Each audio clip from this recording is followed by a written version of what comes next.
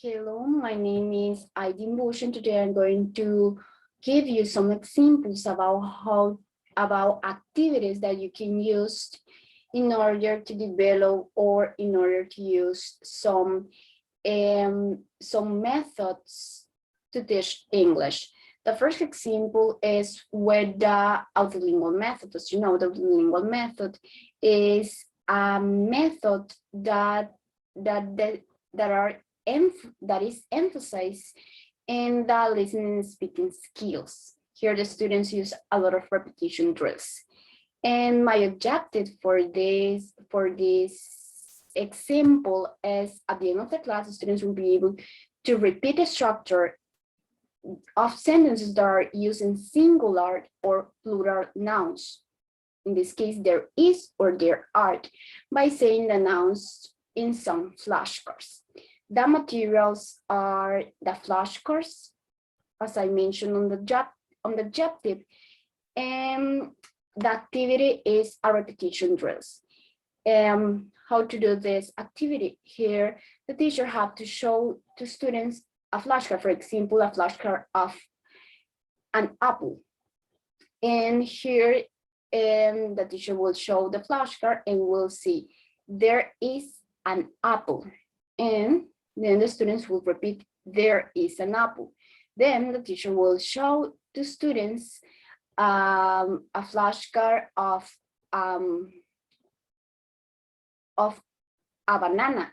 And then the students have to guess that they have to use the structure of there is, because banana is in singular. And they will say there is a banana or there is a banana. And then the teacher will show a flashcard with oranges. And he will says, there are oranges. And the students have to repeat, there are oranges. And then he will show student another flashcards about grapes, for example, and the students have to know that what structure they have to use. In this case, there are grapes with the structure of there are. And as I mentioned before, the material for this an example are flashcards. And the second example is about the grammar translation method. As you know, the grammar translation method is a very traditional method in which students have to use their native language in order to comprehend grammatical structures. And also students repeat a lot of and they have to traduce everything in this type of method. The objective for this example is at the end of the class, students will be able to write sentences in present simple tense. And here the teacher had to write a sentence in the board. And for example, I like hamburgers.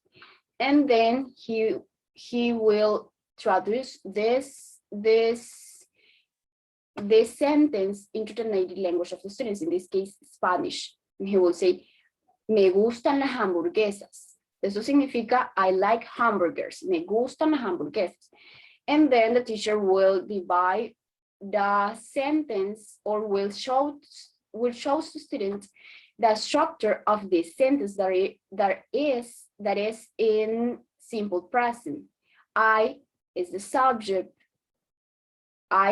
Yo es el sujeto, porque es de mí, de quien se está hablando en oración. In Spanish, he will to explain in Spanish.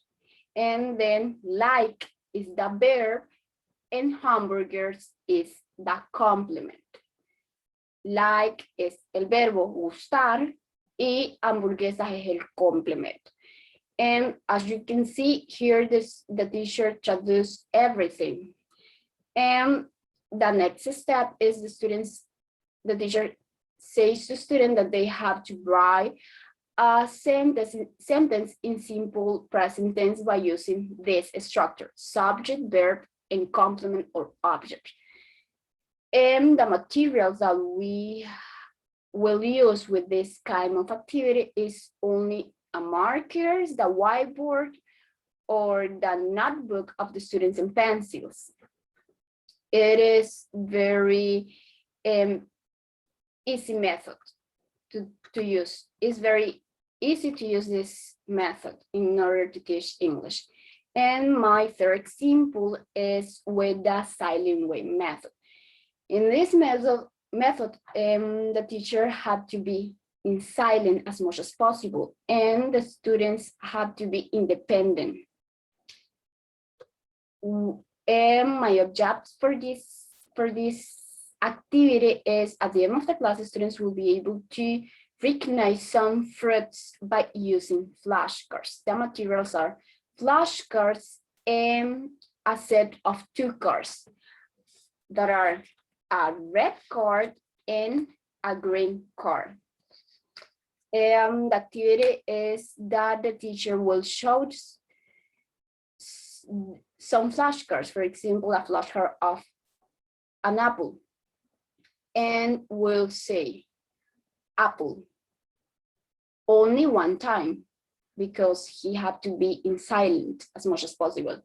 And the students will repeat an apple, and then the teacher will show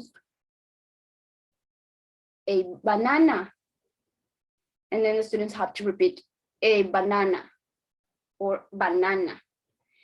And he have to do the same process with all the flashcards. And then he only have to show the students the flashcard of the apple and the flashcard of bananas.